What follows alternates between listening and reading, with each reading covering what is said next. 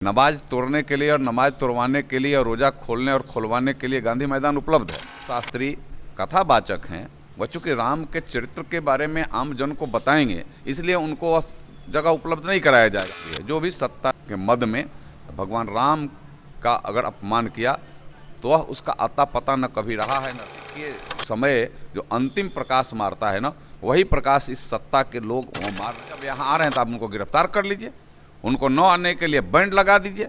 यह तो मैं कहता हूँ कि आप में ताकत अगर हो, मुंह बोलापन के अलावा अगर दूसरा कोई ताकत हो तो इसको करने का काम अपनी को नहीं संभाल सका, वैसे व्यक्ति के कहने के बारे में हमें लगता है कुछ बचा ही नहीं गया।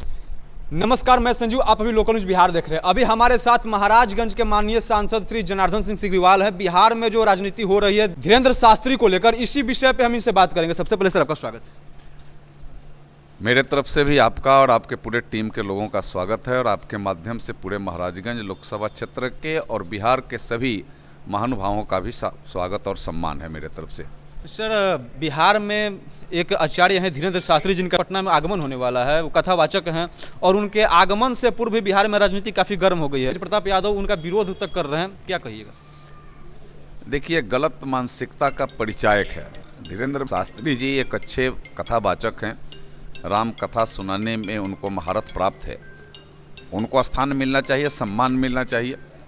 हम राम के चरित्र और राम के आदर्श पर चलने वाले लोग हैं, तो उनके जो कथावाचक भी हैं वह एक अच्छा संदेश देते हैं, अच्छा वह भाव समर्पित करते हैं। तो वैसे लोगों को तो निश्चित रूप से हमेशा सम्मान मिलना ही चाहिए। लेकिन यह दुर्भाग्य है बिहार का, और बिहार का ऐसा दुर्भाग्य है कि गांधी मैदान हो या फिर बड़े मैदान हो या रक्षा सुरक्षा की बात हो, उनके आव भाव की बात हो, तो जो या तो नमाज तोड़ते हैं तोड़वाते हैं उनका होना है। नमाज तोड़ने के लिए और नमाज तोड़वाने के लिए और रोज़ा खोलने और खुलवाने के लिए गांधी मैदान उपलब्ध है। अन्य जो बड़े जो मैदान हैं वहाँ उपलब्ध हो जाएंगे। लेकिन धीरेन्द्र शास्त्री कथावाचक हैं, वह चूँकि राम के चरित्र के बारे में आम जन को बताएंगे, इसलिए उनको वह जगह उपलब्ध नहीं कराया जाएगा। यह दुर्भाग्य की बात है और इससे बड़ा दुर्भाग्य कुछ हो नहीं सकता है। और यह हमें लगता है कि यह अंतकाल का परिचायक भी है। जो भी सत्ता में के मद में भगवान राम का अगर अपमान किया तो वह उसका आता पता न कभी रहा है न रहेगा। वह हमें लगता है कि अंतिम जो यह लौ होता है, जब दिया बूतने के समय जो अंतिम प्रकाश मारता है ना, वही प्रकाश इस सत्ता के लोग वो मार रहे हैं।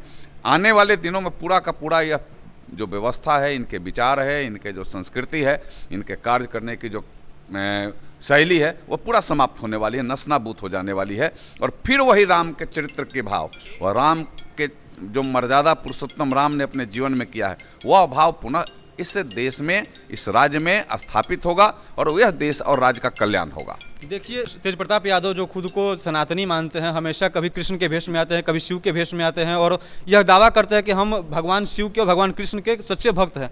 परंतु उस दूसरी तरफ एक प्रकार से हनुमान भक्त अगर पटना में आ रहे हैं, उनके कार्यक्रम में इस प्रकार से सीधे तौर पर कहना कि अगर वो हिंदू मुस्लिम करते हैं तो उनको रोक लिया जाएगा, उनको गिरफ्तार किया जाएगा।